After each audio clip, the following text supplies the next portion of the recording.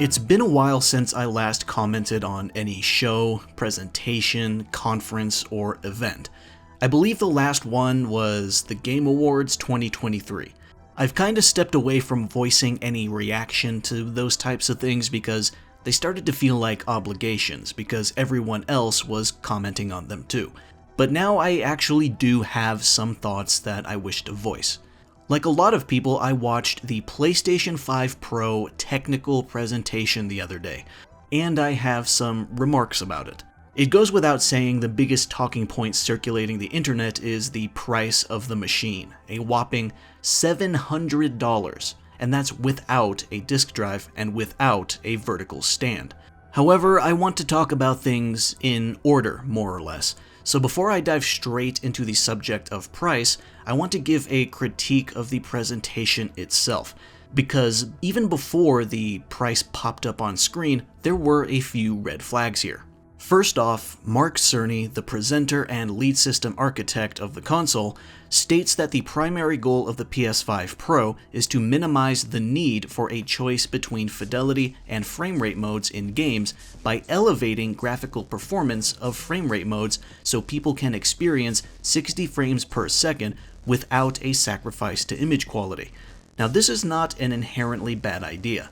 I've had my PS5 since launch, so I've experienced a lot of games that offer the choice between the two modes, and sometimes the frame rate mode of a specific game has to sacrifice so much detail and resolution to achieve its target frame rate that the image quality is distractingly soft. A recent offender is Final Fantasy VII Rebirth. I reviewed the game and said that performance mode makes the game look so fuzzy that it almost totally negates the increased frame rate you get in return. Switching the game from fidelity mode to frame rate mode is the equivalent of wearing glasses and then taking them off. It really is that bad. So to have a machine designed to minimize that drastic difference is not a bad thing. Cerny also gave a very interesting statistic, that players choose frame rate mode 3/4 of the time. 75% of the time that players start up a new game, they choose frame rate over fidelity. I think that's a good thing. This generation is training more players to care about frame rate, but that also means a decent amount of players are also stuck looking at a fuzzier image. So it would be nice to give them a means of keeping that frame rate while also giving them an image closer to what they would see if they picked fidelity mode. That's all fine and dandy. Cerny then talks about the so-called Big Three, the three key ways the PS5 Pro seeks to accomplish its mission: a larger GPU, more robust ray tracing, and AI upscaling. The first two are pretty obvious, so I won't go into them. I actually think the upscaling is the most interesting thing here. The PS5 Pro's method of AI upscaling is PlayStation Spectral Super Resolution, PSSR, or PISR for short. It does seem to work kinda like DLSS or FSR does, rendering the game at a lower resolution, upscaling it, and doing its best to fill in the gaps between pixels to come as close to a native higher resolution as it possibly can, but using less power and accomplishing higher frame rates. That's really nice. That's a feature that will likely come in handy, but I'm less interested in it now than I am in what it'll do in the future for, say, the PlayStation 6, when PSSR will likely, hopefully, be more efficient and probably be standard in every game. After this, the presentation becomes more questionable. Examples are used to compare PS5 Pro to various games' fidelity and performance modes, and this is a mixed bag. The first problem is the fact that this presentation is on YouTube, a platform notorious for ruining the image quality of every video uploaded to it. So when this presentation has to do a 300% zoom in on game footage to show differences in detail, a lot of it is going to be lost because of YouTube's annoying compression. The second problem is the games used. They're almost all older games that people have played and beat years ago. The Last of Us Part 2 released over 4 years ago on the PS4. Ratchet & Clank Rift Apart released 3.5 years ago, and it's one of the few games with an excellent performance ray tracing mode that serves as the perfect middle ground between fidelity and frame rate. Horizon Forbidden West came out 2.5 years ago, Ghost of Tsushima came out 4 years ago on the PS4, Demon's Souls came out 4 years ago, and it was noted for having a frame rate mode that hardly looked any worse at all than the fidelity mode. This is an issue because it just highlights how paltry the upcoming first-party lineup is. If there are any games we can reliably expect to take advantage of this technology, it would be first-party games, right? So where are the new ones? Why am I looking at years-old games I've already played and have no immediate interest in returning to? You couldn't have at least shown Death Stranding 2 in here? The third problem is that some of the games on this very presentation conflict with the goals Cerny has been talking about. He spent multiple minutes talking about how important frame rate is, but the Hogwarts Legacy footage shown in this video is still running at 30 frames per second. Games that rely heavily on the CPU will not get much benefit from the Pro, because even though the GPU is bigger, the PS5 Pro's CPU is still more or less the same. So you can bet that other CPU-heavy games like Dragon's Dogma 2 are also probably not going to get much of an extra push in the frame rate department. The presentation went against its own sentiment in the middle of the presentation. And finally, at the end of the show, there was a sizzle reel, a reveal of the physical appearance of the machine, and the flashbang of its exorbitant price, $700. And to make matters worse, that's $700 without a disk drive, and without a vertical stand. If you want both of those things as well, and they did come with the base PS5 when it launched, then the PS5 Pro is actually going to be over $800 before tax. If you're lucky enough to sell your PS5 at MSRP, that's still another $300 you have to cough up.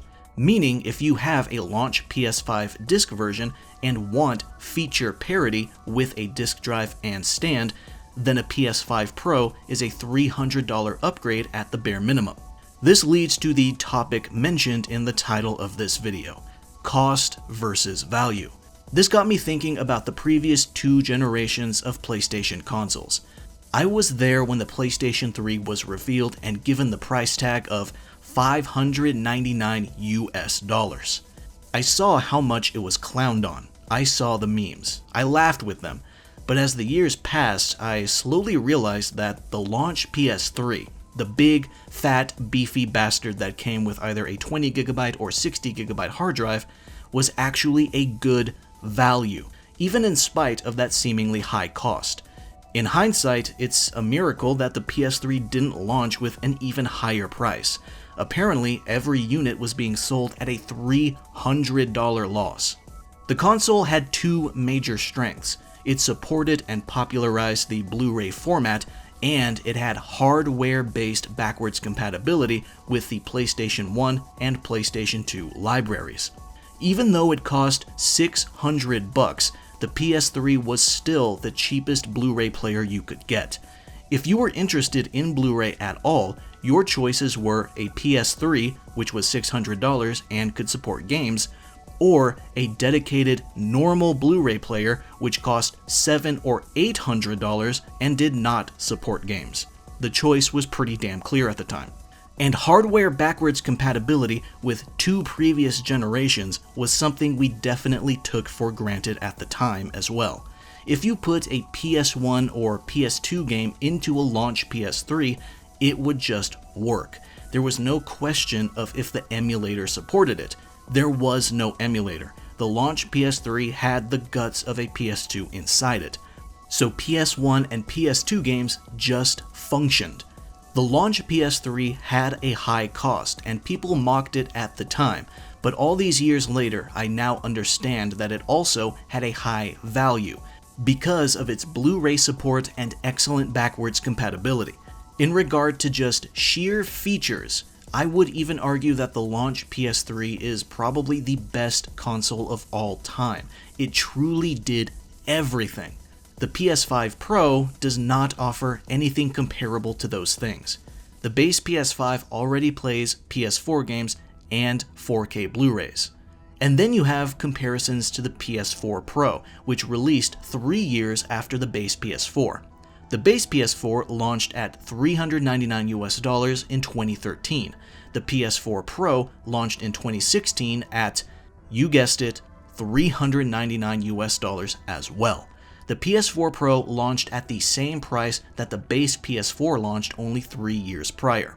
If you managed to sell your PS4 at MSRP, you could walk into a store and grab a PS4 Pro for the same amount of money. Comparatively, the PS5 Pro is launching at $200 more than the PS5 disc version did 4 years prior and without the disc drive. I do understand that there's probably an argument to be made that even though it's $700, the PS5 Pro might still be selling at a small loss. I also fully understand that if you want to build a PC with comparable performance and not cut corners with second-hand parts or parts manufactured by no-name companies, then you'll likely end up spending much more than $700. But the PS5 already has that value at $200 cheaper. Most people are not willing to spend an extra $200 on top of trading in their PS5 just for a graphical upgrade they need to squint at in order to appreciate. That all being said, the existence of the PS5 Pro does not mean that the existence of the base PS5 will be affected. From what I can tell in a cursory search, PS4 Pro sales seem to make up only around 10% of all PS4 sales, so PS4 Pro owners are in the minority. And I fully expect this to be the same with owners of the PS5 Pro. It's a machine for the enthusiasts who want the strongest console available and have the cash to throw around. It's also for gaming content creators who feel obligated to buy it. Not me though, I have no interest. I am not getting a PS5 Pro unless Sony sends me one, which is unlikely. Despite me mentioning it, I actually never bought a PS4 Pro either, so you can imagine how easily a PS5 Pro would be for me to ignore. So this all leads to two questions. First, what would the PS5 Pro need to do in order for it to be worth the money in my eyes? I'll be honest here, the PS5 Pro can keep the price if it had the disc drive built in and was backwards compatible with PS3 games. I know we're entering fanfiction territory here, but if the PS5 Pro supported PS3 games, even if it was with emulation and had a game compatibility rate of only about 60%, I would still seriously consider it. And the second question, what does this mean for the PlayStation 6? Well, it's too early to be sure, but I can tell you one thing. If the PS5 Pro does not get a deep price cut within the next 3 to 4 years, then the PS6 may very well launch at $700 or $800 too. It might come with a disc drive at least, since it's the beginning of a new generation, but signs are currently not pointing to a generous price. But we'll have to wait and see. This concludes my thoughts on the PS5 Pro. Thank you for watching, and I'll see you around.